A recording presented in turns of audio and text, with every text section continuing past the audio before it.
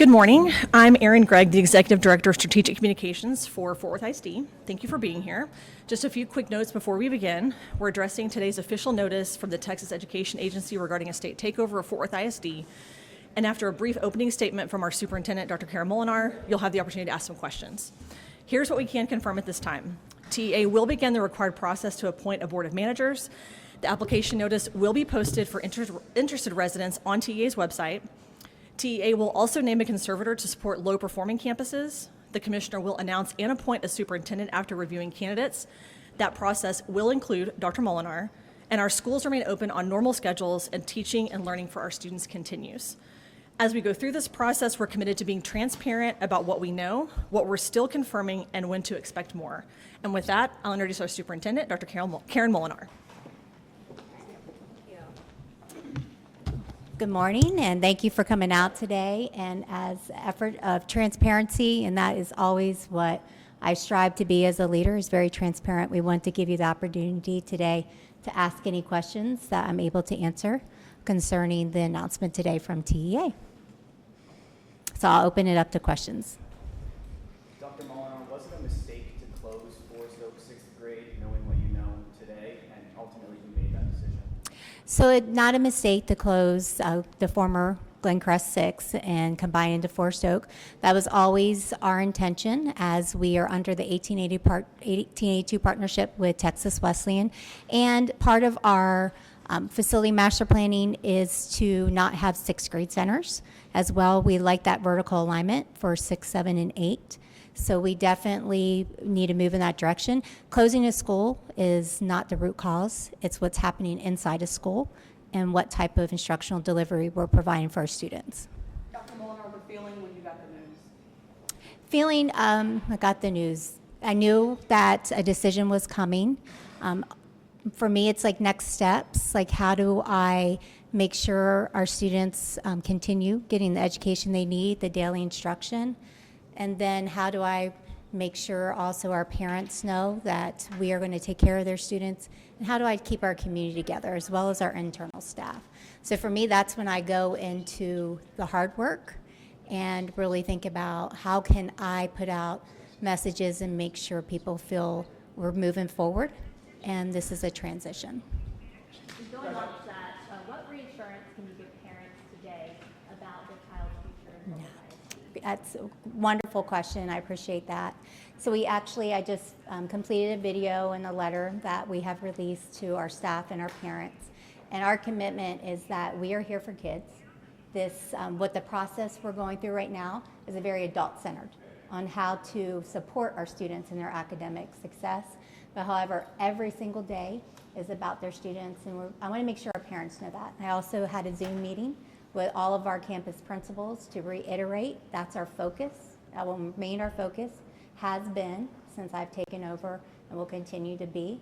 But nothing changes. You know, we did have a couple parents say, "Do I bring my child to school today?" Yes. Well, this is your school district. These are your schools, and I believe in public education. Dr. Molinar, the conservator is going to have broad scope, starting very quickly while the current board is still in place. Can you talk to me about the process that you and the board are going to undertake in working with this conservator between now and when this new board takes over? So I don't have details on the process. I was able to speak to the commissioner yesterday, and as things unfold and the timeline is a little bit more clear for me, as well as our board, then we'll work on that process. I respect his decision. I know he had to make a decision. And so whoever he names as a conservator, I look forward to working with them. We have great, wonderful initiatives that are aligned by TA, suggested by TA. So I have faith he will give a conservator to our district who also can help us implement and keep the momentum. When I talked to him this morning and I asked, clearly he has said the board are nice people, but they have failed the students of Fort Worth for years upon years. And I said to him that you are their choice. You were the person who the board believed in. And I asked him, is the fact that you were their choice something that could potentially cloud his opinion of you? He said possibly. assuming that you want this job, how do you, between now and whenever he makes the decision, let him know that why you're the person, even though you're their person who he doesn't necessarily seem to have the best opinion of? So our commissioner is data driven, and that he's very easy to read with only that fact in mind. He's about data and results, and that's my job, is to get the results for our students, not for adults, but for our students. So I'm going to continue that work, and he will make that decision. And you know, I'm happy they asked me to be the superintendent of this school district, and I have shown that we put initiatives in place. We have gotten results. There's still a long way to go, but that's my work, and I'll continue to do that work.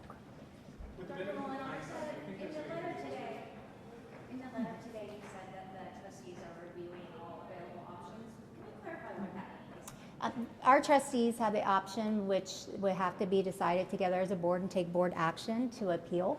And so that is on our board to make those decisions and follow that. Do you have any feels or whether they are? I don't at this time. You know, they would need to meet and have that discussion, and I've just not been a part of that at this time. Do you think there's anything the district could have done to avoid this? There's always things we could have done.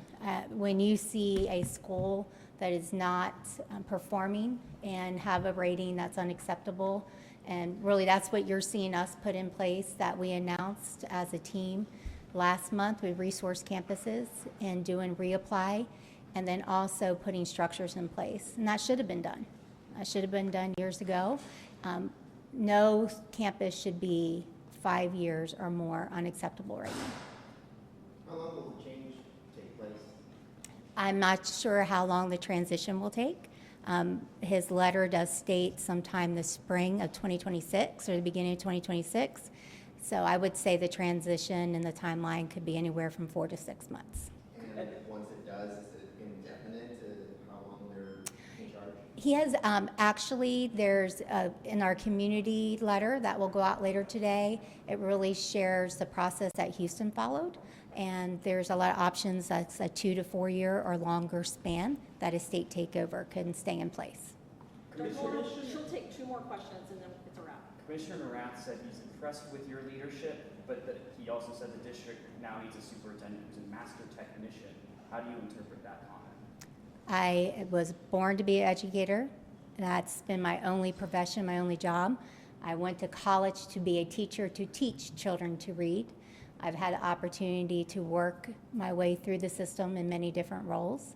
And what I've put in place in the short time that I have led this district, I've gotten results. Dr. Molinar, what is your message on not only leading Fort Worth ISD through this transition, but what's going to be on the other side? Repeat that one more time for me. What would your message be, not only for families and students, but your staff, on how you plan to lead through this transition and what you're hopeful for on the other side? Our plan is to continue our urgency and to continue to be very transparent that if a student is not on grade level, it's not okay.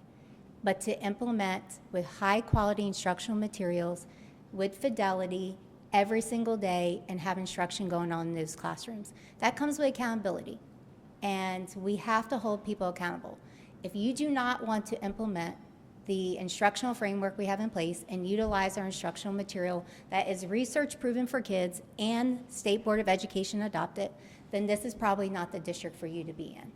So our message is to our parents is like, we have the things in place for your child. Bring them to school every single day, support the schools, engage with us, hold us accountable as we hold everyone else accountable around the framework to support their children. Thank y'all for being here today. We appreciate your visit, and if you need any follow-up questions, please feel free to reach out to us through our media or email. Thank you. I appreciate you taking time to be here today with us. Thank you so much.